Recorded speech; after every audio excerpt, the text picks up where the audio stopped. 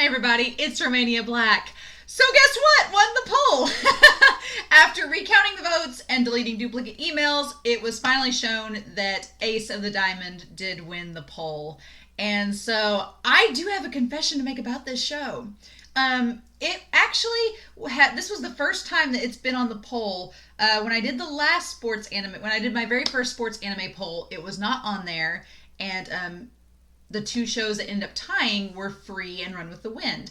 And then the second time that I had a lot of people say, hey, you should watch Ace of Diamond. And I was like, okay. And so then the second time when I had the second sports anime poll, I forgot to put it on there. And then when people started voting, they were like, oh, hey, you need to put Ace of Diamond on there. And I was like, crud, I forgot. And Skate the Infinity won. And so this time I put it on there, and lo and behold, it won the poll. Here's the thing, guys. This is a little secret about me, but I don't like baseball. I've never liked baseball.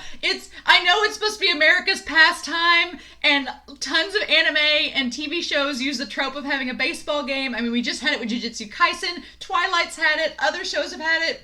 But I've never been attracted to the sport of baseball. To me, it's just been people hitting a ball with a stick and running around some bases, and I get that it can be fun, but I've never been able to take it seriously. And so when this show won, I was like, well, I'm going to learn about baseball. But the good news is, I know nothing about baseball, so I will be that audience member watching this show that when characters start explaining things, I'll be like, oh, okay, cool, I did not know that. So I am the prime audience to watch this show. And you know what? I didn't know anything about volleyball, and now Haikyuu is one of my favorite shows and favorite manga, and I constantly, when people say they play volleyball, I'm like, oh, are you a Libero? And they're like, oh, she knows. She knows the lingo. And I'm like, oh, well, an anime taught me that. So I am excited. I really am. But this show, the moment it was put on the poll, I'm like, this show kind of has an uphill battle with me because I'm not a baseball fan. And so I'm going to be very, very intrigued to see what this show is about. So that was my first confession. My second confession is, looking at the show, it is quite long. There are a lot of episodes to this show. There are like 175 episodes to be exact. I was like, oh man, do I want to week for week watch an episode of this show and be watching this show for 3 years? I could. I could do that. But I think I want to get done a little bit sooner than 3 years. That's a lot of time to devote to one anime week per week. And that's a lot of time for y'all to watch week per week. So what I've done is I don't want to marathon it. Like, I just got done marathoning Slam Dunk the anime, and that was quite a tiring experience to not only sit down and watch in one sitting, but to go back and edit it for reactions. So I don't want to watch as many episodes as I did for that necessarily.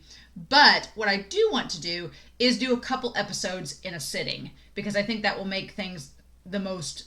If we're doing 3 seasons, I've decided to break it down. Season 1 has 75 episodes, so I'm going to do 3 per week, which is the most I've ever done for a show. So season 1, I'm going to do 3 episodes per week, and it'll end up being about 25, sessions, which is about a normal season of an anime. We just did a season of Jujutsu Kaisen, it was 24 episodes. And then season 2 is 51 episodes, and season 3 is 52 episodes. So I'm going to do 2 to 3 per sitting for those as well. So it'll be about like a normal anime, your seasons wise. I'm just gonna be watching multiple episodes at once. So in the reaction, I'm just gonna go straight through the 3 episodes. I'm gonna talk about them as I react. And then at the very end, I'm gonna come back and talk to the 3 as a group. And I'm going to have my notepad and notes, because this is the most I've watched in a sitting for a reaction like this. So I'm going to take notes probably as I'm going through so I don't forget anything to talk about when we come back for the major discussion. But that aside, I'm actually excited to get back into a straightforward sports anime, because Haikyuu is a straightforward sports anime. Run with the Wind was a straightforward sports anime, but it also wasn't. It was a very odd anime to be in that category. And then Free, Free is a sports anime, but it's much more of a character study, I feel like, than the swimming is kind of there. The swimming is a device, but it's what I like about sports anime that I've watched so far. And then Skate is not a sports anime. It's skateboarding is there, but it is a character study for sure. What I like about sports anime is that oftentimes the sport itself is just kind of the gimmick or the MacGuffin for us to delve into these characters and their relationships. And it's kind of just a way for us to get into this world, and then we discover more about the characters and what's outside of the realm of that sport. So that's what I'm excited about, like Slam Dunk and Haikyuu doing that and getting into these characters and their friendships and relationships. And then the sport itself, we learn about it as we go. So I'm curious. There's lots of tropes with sports anime, but I'm pretty excited just to dive into something totally new that I have no clue about and just see where all it goes. But you all came out in droves to vote for this thing, so it has to be good, right? So I'm pretty excited. But yeah, we are going to dive into episodes 1 through 3 today of Ace of the Diamond and see what's in store. So I hope y'all are on board. It should be exciting. I'm pretty excited for it. But yeah, let's do this. The first episode is called The One Pitch. It's like, are we gonna have that one character? Because sports animes either do one thing. They either have the character that's like a prodigy and they're the main character, or we have the character that knows nothing about the sport and they just kind of stumble into it and then become better at it. So you've got like Hinata in Haikyuu, that's the kid that just, he's passionate and loves volleyball and has like this one defining trait that makes him good at it. And then you have characters like Kageyama and Rukawa in Slam Dunk that are just natural born prodigies and they're just amazing at it. So I'm curious. I'm so curious. But yeah, let's dive in, guys, and see Ace of the Diamond episodes 1 through 3. And we're just going to roll right through them. And we're going to start that reaction here in 5, 4, 3, 2, 1, and let's go.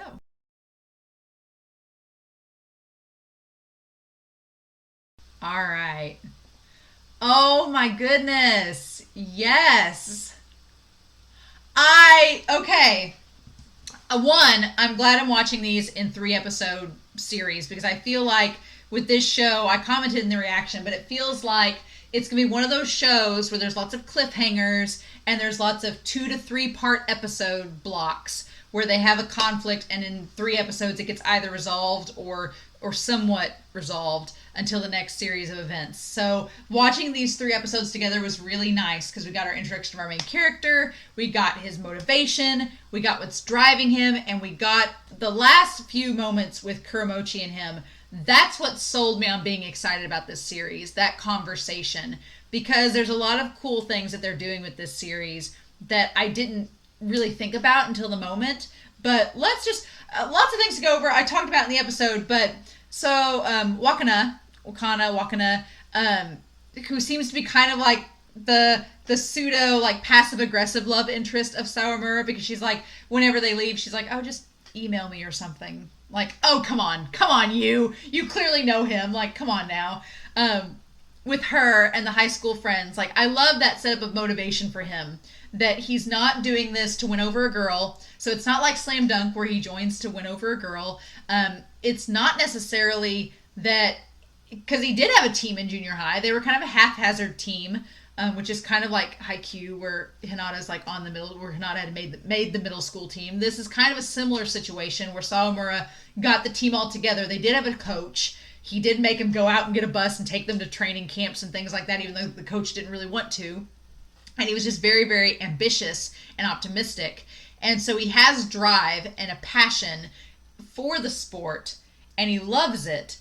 And this chance to go play for Seidou is like his chance to live out that dream and become national champions. He's taken the middle school dream on. So that's very cool. I like that a lot. I like that his motivation is representing his middle school, that team was getting demolished. I like that idea that he's like, I'm representing them. Like, I want us to do good because I want them to be proud, and to, since I'm not going to the same high school as them, I want to show off and show what all of that junior high training was for. So that's really cool. And that was so sweet when he left the train station and they all were crying. Like, that was really heartfelt. Like, that episode was just, it was like, oh man, getting right in the feels right off the bat. I don't even know these characters. We're just tugging at the heartstrings already.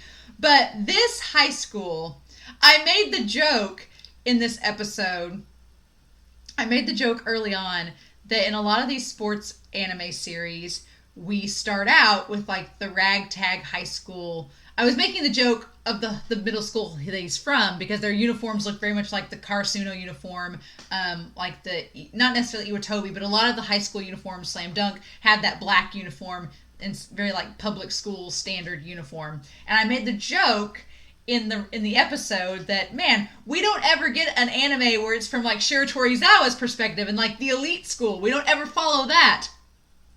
We're doing that, basically. I didn't realize it in the moment, but I'm like, yeah, Seidou's kind of the elite school. They are like the Samazuka. They are like the Shira Torizawa. They are the elite private school in Tokyo that's got all these. I like that Sawamura gets kind of flustered because he's like, oh, you're just collecting good players. Like you aren't raising players from the ground up. You're just getting the good ones and just collecting them together because you have money. Like, I like that perspective. And she's like, well, that's true. We are doing that with some of our students. We get a large portion of them imported, but a lot of them are not. Everybody all comes to the school to pursue the goal of winning nationals and being scouted to play professionally. And so she's like, is that so wrong that we're doing that? Like, sorry that we have a great school and we offer, a team that is worthy of being on. She's like, sorry about that. Like, I really like the recruiter. Like, she's a lot of fun. And I really like that she is kind of a big supporter for Sawamura. I like that for Eijun.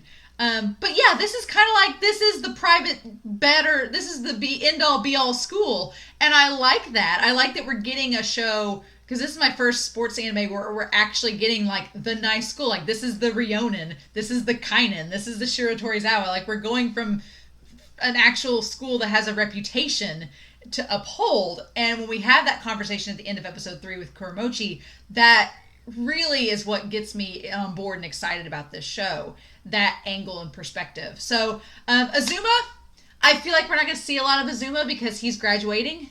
Maybe he'll come back as an alumni and help out, but he's a third year that is going to go apparently pro. Cool. Kazuya. Old Miyuki Kazuya. Oh my gosh, what a trickster troll of a character. I love him already. Oh my gosh. Like, I love the dynamic that he's the partner, right? And he comes across from the very beginning, like at the start of this 3-episode arc, he comes across as the Kageyama type character, right? He comes across as like the prodigy character because he's in the magazine. He's a first year. He's already in the magazines as being a really like world-class catcher. Like, you're like, oh, and he's so calm and suave and cool. And you're like, oh, you're going to be like cool character. He's a straight up troll. No, that moment when he yelled out and he was like, he's trying to sneak in and then tried to sneak. No, man is total trolling and I am all about it. I love it. Like, his character has me so intrigued already because he's so sneaky. And Sawamura is so straightforward. Like, that's a cool foil and dynamic for these two characters. And so I'm really excited to see how his character's going to develop. And he's wearing glasses for a lot of it, except when he's a catcher, which is interesting because I'm like, does he wear contacts when he's actually playing, or does he take his glasses off? And so how does he exactly see totally if he's not wearing contacts? So that's really interesting. I'm curious to know what we end up doing with his character. So yeah, I really like the conflict that Sawamura has from the start, because it is that conflict of, he felt like he built this team from the ground up and he'd just be abandoning his friends if he just left based on a scholarship. And so that's really cool because we don't really see that in... I'm using Haikyuu as an example and Slam Dunk as an example because they're the two main sports anime shows that I've watched outside of this and like Skate Free and Run with the Wind. But I like that because it's kind of... In Haikyuu, Hinata builds up this middle school team, but they were kind of just ragtag to begin with, so there wasn't a major connection with them. It wasn't like any of those people on his middle school team were going to go on and play professionally or play in high school. But with this, they were. So he felt, that obligation of staying with his team.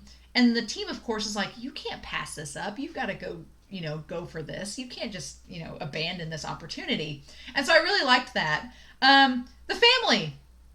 Sawamura's family. Oh my god. I love them.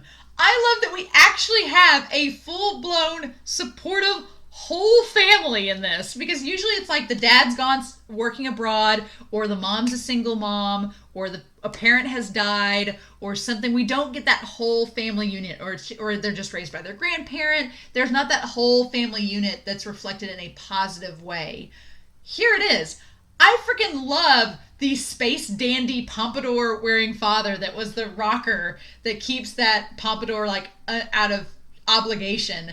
I love that. I love that he's like, he looks kind of like his mom, Sawamura does. He looks like his mother, but he has like his father's like fire and eyes and spirit, and the grandpa's spirit too. I'm like, that's so freaking cool. And they're so supportive of him and nice. I mean, they're a little bit violent, but overall, that's so cool. Like, I love it. I absolutely love it that his dad like went for 3 months in Tokyo as a rock star and came home. It's like, oh, and I like that they want what's better for him and for him to have a better life than they have, and they're like, this is your chance. And it's like, cool. And Sawamura has that delinquent spirit. He's not like a full blown delinquent like Hanamichi in Slam Dunk, but he has that kind of like just fiery like outrage, like don't make fun of my friends or I'll beat you up sort of vibe, and I find that really cool here.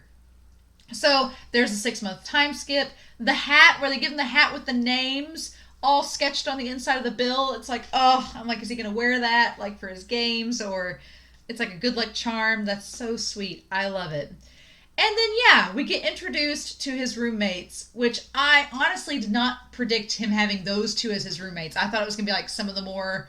But this is interesting because he has another first or a second year Kuromochi, and then... the third year, which is Masuko. And Masuko doesn't talk. He just has his little word bubbles. But I love that they're just as trolling. Like the hazing, they already have hazed Sawamura into the group. And yeah, we'll talk about that conversation here in a moment. But I love, too, that we have a legitimate coach. Like a legit professional coach of this team, because like nothing against the coach, like the coach in Haikyuu, like Ukai, he was a player himself and then kind of got conned into being the coach in Haikyuu, even though he didn't really want to at first. So there was him in that situation, and then in like Slam Dunk, the coach kind of came back out of retirement, things like that. But with this, Kataoka is a serious badass coach that's like, no. And the fact that he chose to come back and be a coach for his alumni team, like he is a Seidou graduate, so he has that natural pride towards his alumni, his alumnus, his alma mater, and he's come back as an alumni to coach rather than going pro. I'm like, that speaks volumes. Like he felt like the need to coach instead of having a professional career is pretty... It says a lot for his character already, and I love that he stands by his words, because there was a moment when Sawamura threw the ball, there was a moment that I was like, oh, he's throwing this ball, it's not going to make it, but the coach is going to cave and say, okay, fine, you did your best, you can practice. No, the coach is like, I stand by what I said. Like, nah, if he can't do it, he doesn't deserve to be here. And at the time I was like, man, that is a pretty bold statement for the coach to be like, nah, I'm sticking by my guns. If he can't cut it, then no. But that ties directly to what Kuromochi was saying. And that's what got me on board with this series, was him saying, look, you gave this big, epic anime trope speech about becoming the ace of the team, kind of similar like what Hanada did when he was, in the early parts of IQ. He's like, you gave this big old speech about how you're more passionate than everybody else. And you want it more than everybody else. But guess what? There's 100 people on this team vying for 9 spots. And that's what, like, that perspective of, oh my gosh, yeah, you're going to come on here as a first year and think that you're just going to walk onto the starting lineup against 91 other people competing for the same position? Because that's so true, right? You got to think about it. If you got 30 or so first years, 30 or so second years, and 30 or so third years, yeah, you're a freshman vying, and that's so refreshing. And that also explains why there's a lot of episodes in the series, I'm sure, because he's got to work his way up to that position. But that's so refreshing, because even in like Haikyuu, for example, and Slam Dunk, for example, the first years instantly get like a spot because their teams weren't that good to begin with, right? Like in both Haikyuu and Slam Dunk, the teams had great pieces, but they were missing something, and Hanada and Hanamichi, respectively, kind of came in and were those missing puzzle pieces. Whereas in this series, we already have like 100 people, and it's in a prestigious academy, and they've won nationals several times. So the talent is there already. Like the team already is made up. And like what Kuramochi says, he's like, Masuko made one mistake in one game and he was pulled from the starting lineup. Like that was enough to get him knocked off. And now he's like working his ass off to try to get back on the team. He's like, that's what we're up against. Like you think that it's hard for you. Everybody else has that same feeling of hopelessness and that same drive to be in the starting lineup because we all want it. And he's like, you have no right like comparing yourself to us and saying that you want it more. He's like, that's just, you can't make those comparisons. So I really, really love that. Like that was really awesome, that speech. And it puts a lot of things in perspective in this show. And it's like, oh, Sawamura, you have an uphill battle, son. And it's like, if Kazuya is this good to get the magazine, then clearly he has the raw talent and he's worked his way up or has come from a prestigious middle school or something like that where he just naturally weaves his way into it. But guys, this was, I really liked the arc of these 3 episodes. Sawamura on the surface seems like a very generic sports anime protagonist. Like he has that generic upbeat, kind of a delinquent, kind of a rebel vibe to him. But I feel like the circumstances of the show are what kind of set it apart already. Is that we're not dealing with a ragtag group of underdogs. These guys are not the underdogs. They're the prestigious school. And they've got to keep that prestigious image. So I'm like, cool. To me, that's refreshing. Because all the sports series that I've watched so far, Haikyuu, Slam Dunk, Free, and Run with the Wind, again, Skate the Infinity's off in its own. It's not a competitive sport, so we're not counting it.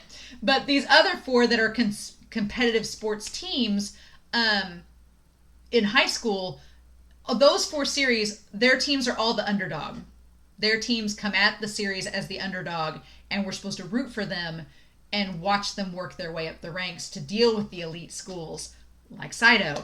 And this is the first series I've watched where Seidou is the elite school. So it's like we've got to deal with how do we maintain that image? What are we up against? How's that dynamic going to work? What is Sawamura going to have to do? How many pitchers is he going to have to deal with before he gets in that starting spot? Like that has me excited that there's a lot to work with in this show. And that the end of this episode really got me on board being like, okay, cool. He has a goal and there are legit obstacles that he's going to have to face because his whole ED is him running, just him running. Like what the coach made him do in the first, after episode 2, he's like, you're just going to run till you get it. That's so cool. I love it. Okay. Nice. So that has me excited. I really like that. I'm on board. Sounds good. I'm probably going to take notes with each episode because I'm going to have probably questions, especially going through 3 at a time. But y'all, I hope y'all enjoyed this reaction. I'm on board with this series. I'm definitely excited to see how this is going to go down. But yeah, we're going to do 3 episodes a piece to get through this first season, and I'm pretty excited about that. But yeah, I hope y'all enjoyed this reaction. Please feel free to comment down below. Please no spoilers. But I'm curious to hear your thoughts on episodes 1 through 3. And then yeah, I hope y'all have a safe week. Stay safe. Have a good day. And I will be back next week with episodes 4, 5, and 6 of Ace of the Diamond. Bye.